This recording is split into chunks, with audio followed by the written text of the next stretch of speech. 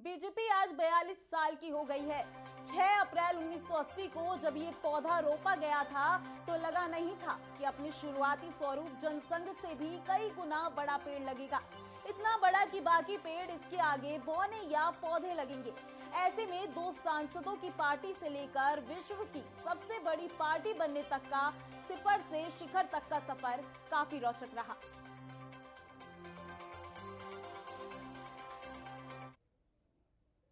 छत्रपति शिवाजी महाराज के जीवन और संघर्ष से प्रेरणा लेंगे।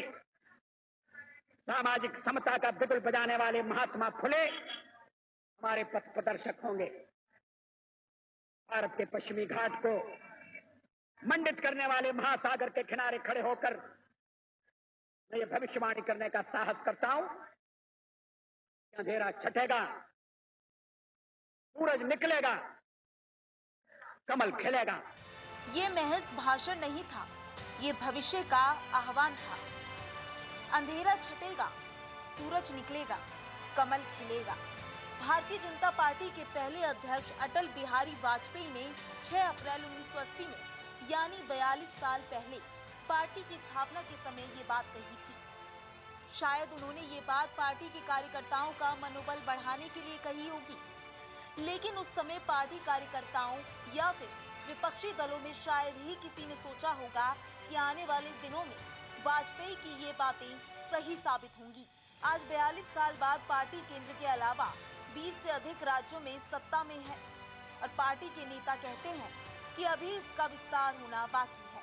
पिछले 8 साल में नरेंद्र मोदी अमित शाह की जोड़ी ने पार्टी को शिखर पर पहुंचा दिया। अंधेरा छटेगा, सूरज निकलेगा, कमल खिलेगा। भविष्यवाणी कहे या भीतर से निकला हुआ संदेश कहिए, आज हम अनुभव कर रहे हैं। आज बीजेपी भारत की सबसे अमीर, सबसे बड़ी और सबसे प्रभावशाली राजनीतिक पार्टी है। आज खुद पार्टी गर्व से दावा करती है कि सदस्यता के हिसाब से ये विश्व की सबसे बड़ी राजनीतिक पार्टी है। चुनाव एक युद्ध है, ये केवल एक चुनावी जुमला नहीं है। इस युद्ध के दो सबसे बड़े योद्धा नरेंद्र मोदी और अमित शाह इस पर अमल भी करते हैं। 1984 के लोकसभा चुनाव में केवल 2 सीटें हासिल करने से लेकर 2019 के चुनाव में 303 सीटें जीतने वाली बीजेपी ने अपने इस शानदार सफर में कई उतार चढ़ाव भी देखे हैं, बड़े झटके भी खाए और मायूसी भी महसूस की। बीजेपी ने अपना पहला लोकसभा चुनाव वर्ष 1984 में लड़ा था। तब से उसे केवल 2 सीटों पर जीत मिली थी। ये बीजेपी के लिए बड़ी हार थी क्योंकि उसने 224 सीटों पर अपने उम्मीदवार उतारे थे। हालांकि इसके बाद बीजेपी ने जमीनी स्तर पर अपने संगठन को मजबूत करने का काम किया और अपनी स्थापना के केवल 16 वर्षों में वो देश की सबसे बड़ी पार्टी बन गई। बीजेपी को अक्सर मिडिल क्लास व्यापारियों और अमीरों की पार्टी माना जाता है, लेकिन इस समय पूरे देश में संसद में भी और विधानसभाओं में भी सबसे ज्यादा पिछड़े समुदाय के सांसद और विधायक बीजेपी के हैं। आरोप भले ही कुछ भी लगे, पर इस मुकाम तक पहुंचने के लिए बीजेपी ने खुद को खूब तपाया है। 42 वर्षों में बीजेपी का कैसे कैसे विस्तार हुआ, उसे आप इन आंकड़ों से समझ सकते हैं। आंकड़ों से समझें बीजेपी का राजनीतिक विस्तार। वर्ष 1981 में बीजेपी के पास पूरे देश में सिर्फ 148 विधायक थे। अब संख्या 1296 है। 1984 में बीजेपी के पास सिर्फ 2 सांसद थे, लेकिन आज उसके पास 303 सांसद हैं। 1984 के लोकसभा चुनाव में बीजेपी को 1,89,00,000 वोट मिले थे। 2019 के लोकसभा चुनाव में उसे 22,89,00,000 वोट मिले। बीजेपी कितनी बड़ी पार्टी बन गई है, आप इसी बात से अंदाजा लगा सकते हैं कि बीजेपी के पास 17 करोड़ से ज्यादा कार्यकर्ता हैं, जबकि चीन की कम्युनिस्ट पार्टी के पास 9 करोड़ 14 लाख कार्यकर्ता हैं।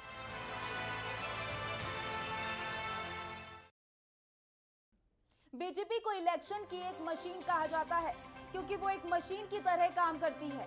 मशीन ना थकती है, ना छुट्टी लेती है और बिना रुके काम करती है। इस तरह बीजेपी भी मशीन की तरह जमीनी स्तर पर संगठन को मजबूत बनाने के लिए काम करती है। बीजेपी ने असल में ये बताया है कि एक पार्टी के लिए संगठन और संगठन की ताकत क्या होती है।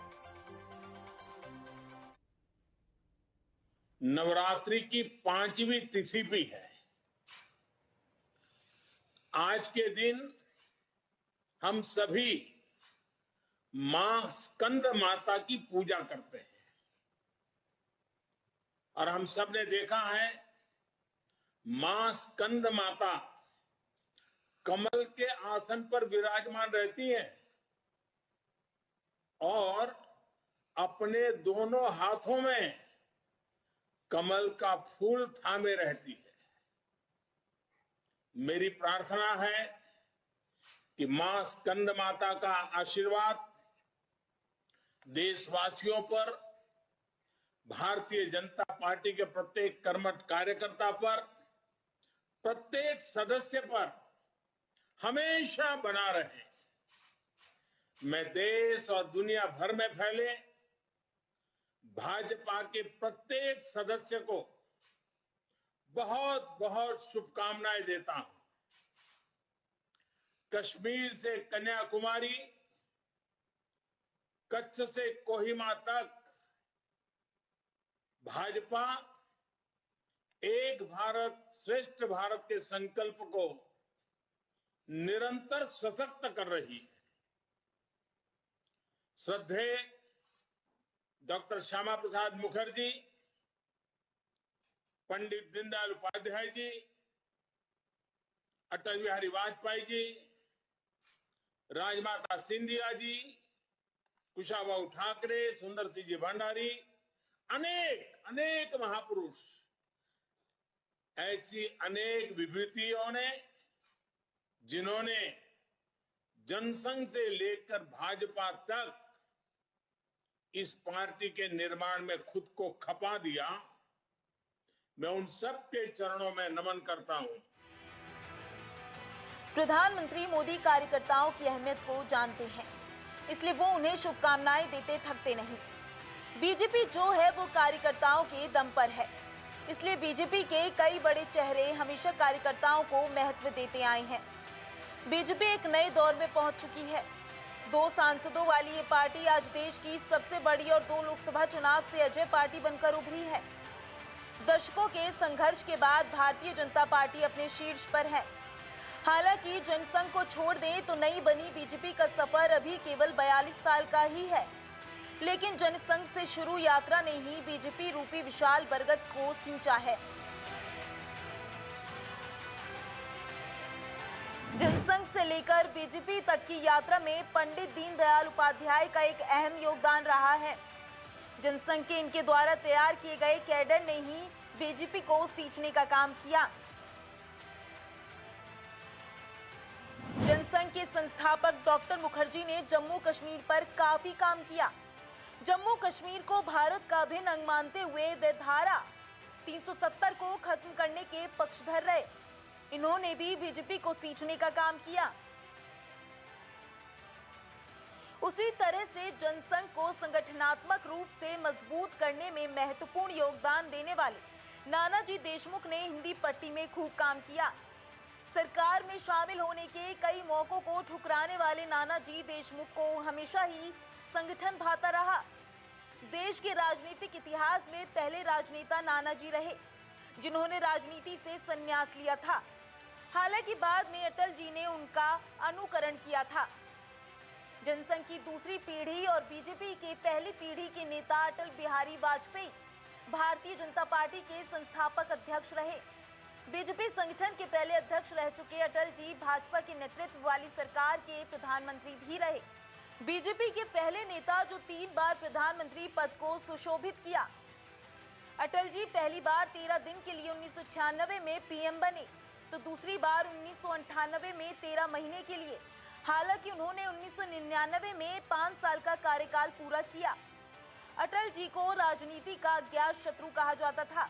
बीजेपी को सत्ता का स्वाद चखाने वाले पितृ पुरुष लाल कृष्ण आडवाणी देश के उप प्रधानमंत्री भी रह चुके हैं।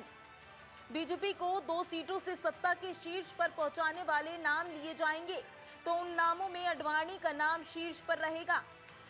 3 बार भाजपा के अध्यक्ष रह चुके लाल कृष्ण आडवाणी की अटल बिहारी वाजपेयी के साथ जोड़ी बेहद सफल रही।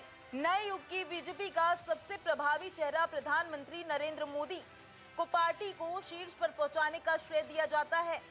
गृह मंत्री अमित शाह के साथ मोदी की जोड़ी ने बीजेपी की काया पलट करने के साथ बीजेपी की लोकप्रियता में भारी इजाफा किया। 2 बार से केंद्र में प्रचंड बहुमत से सरकार बनाने के पीछे नरेंद्र मोदी का करिश्माई व्यक्तित्व ही कारण माना जाता है। आज की तारीख में बीजेपी के लिए नरेंद्र मोदी ट्रम्प कार्ड है, जो म्युनिसिपल इलेक्शन से लेकर विधानसभा और लोकसभा चुनाव तक में अकाट्य है। नई बीजेपी के सबसे बड़े खेवनहार नरेंद्र मोदी और अमित शाह की जोड़ी बीजेपी के लिए सबसे सफल और शुभ जोड़ी है। इन दोनों की अगुवाई में भाजपा लगातार जीत का स्वाद चख रही है। शाह केंद्र सरकार में गृह मंत्री हैं।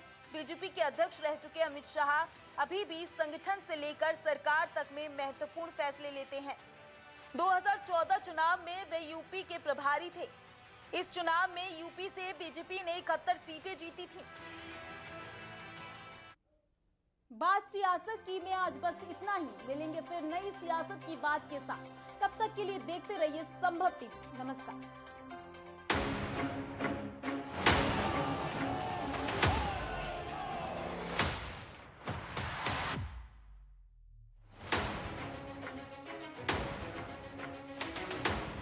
अंधेरा छटेगा, सूरज निकलेगा, कमल खिलेगा।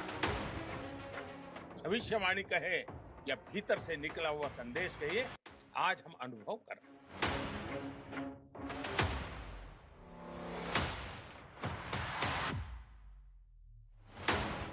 अंधेरा छटेगा, सूरज निकलेगा, कमल खिलेगा।